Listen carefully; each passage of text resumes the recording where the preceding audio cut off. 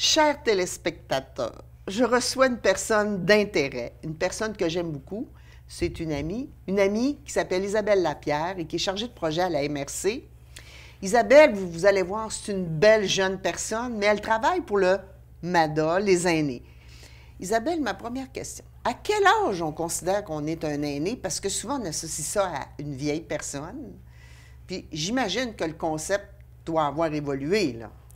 Bien sûr. En fait, ça dépend pour qui. Parce que dans le fond, on dit aîné, c'est comme un peu une catégorie, tu sais, pour différents aspects lorsqu'on doit réglementer des choses ou etc. Donc, pour le gouvernement, habituellement, c'est 55 ans et plus.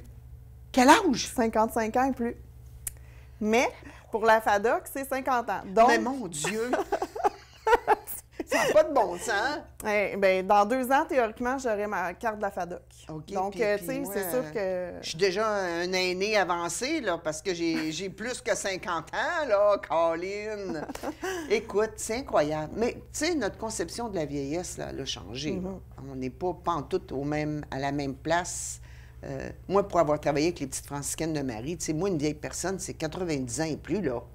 Donc, un aîné, pour moi, tu sais, ça n'a pas la même... En tout cas, c'est pas dans la même catégorie que le gouvernement. Isabelle, toi, tu es une mobilisatrice. Donc, tu viens nous présenter un projet spécial qui voulait permettre de voir les aînés autrement dans les activités qu'ils font, n'est-ce pas? Exactement.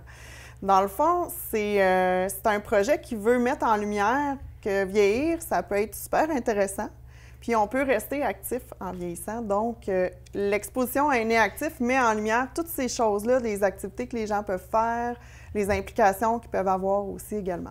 Donc ça, on parle d'exposition photo qui a été faite en collaboration avec...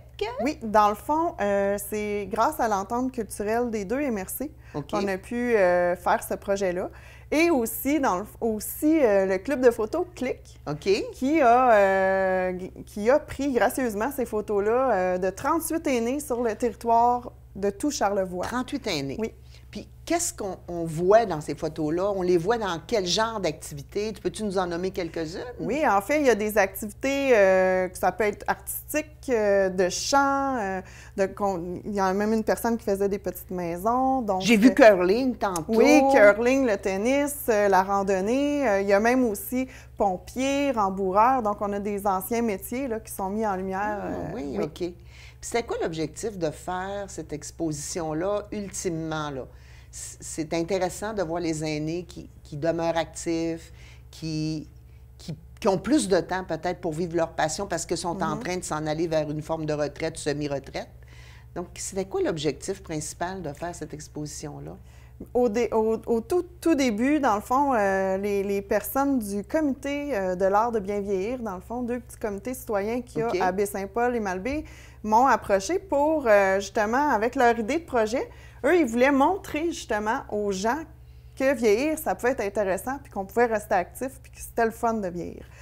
Puis, en discutant ensemble, on s'est dit, mais on pourrait peut-être en profiter pour faire un projet intergénérationnel, puis sensibiliser nos jeunes avec cette exposition-là, puisqu'on touche à différents projets, des passions qui peuvent intéresser nos jeunes aussi.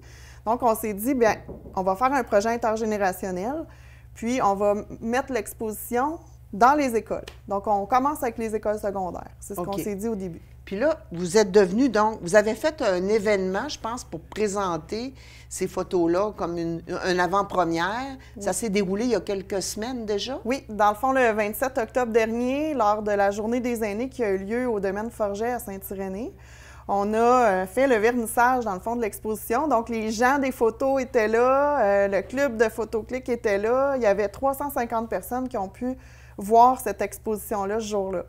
Fait que ça, c'est la première fois qu'on l'a dévoilé. Puis là, vous êtes devenu itinérant. Vous vous promenez. Oui, exactement. Exactement. Puis, dans le fond, le premier projet, c'était d'aller dans les écoles secondaires de Baie-Saint-Paul et Malbaie pour commencer. Puis, ce projet-là fait boule de neige parce que les gens, quand on entend parler, donc, on a fait 2 autres qui n'étaient pas prévus, 2 autres présentations, donc 2 autres semaines au centre pour adultes, de formation aux adultes à Vise. Ah oui, donc, on a fait 4 semaines cet automne. Puis, quel autre projet, parce que je te connais, tu es une genre de personne à voir tout le temps, bien, qu'est-ce qu'on peut faire plus avec ça? Ou y a-tu d'autres choses qui vont se greffer autour de ce projet-là? As-tu des choses qui s'en viennent aussi intéressantes là, pour peut-être l'hiver 2025? Oui, bien en fait, je peux dire qu'à partir de l'exposition, ce qu'on s'est dit, ça serait le fun aussi de ne pas juste mettre une exposition là, puis on la regarde, mais d'avoir les Après aînés. Ça, on sert les photos, ouais, puis c'est exactement. terminé. Mais on voulait avoir les aînés sur place avec les jeunes pour qu'ils puissent échanger. Donc, oui. on a créé cette occasion-là d'échange entre les jeunes et les aînés. Ça a été formidable. Il y a des aînés qui ont apporté justement leur passion, les objets qui en lien avec leur passion, comme la randonnée, la photo, etc. Puis, bien, justement, là, de filon en aiguillon, comme on dit, c'est ça, là, il y a des enseignants qui ont montré de l'intérêt, tout ça. Fait qu'on se dit que pour 2025, ce qu'on aimerait, c'est créer un outil peu coûteux, mais qui serait facile à déployer dans les écoles pour que les enseignants puissent se servir, puisque chaque photo est accompagnée d'un cartel, donc d'un petit texte qui explique la passion en lien avec le patrimoine, justement. Disons que quelqu'un qui fait du kayak dans les Hautes-Gorges, mais pourquoi qu'il a choisi ce lieu-là pour faire son kayak, puis que ça y parle tant. Donc, c'est tous des beaux petits textes.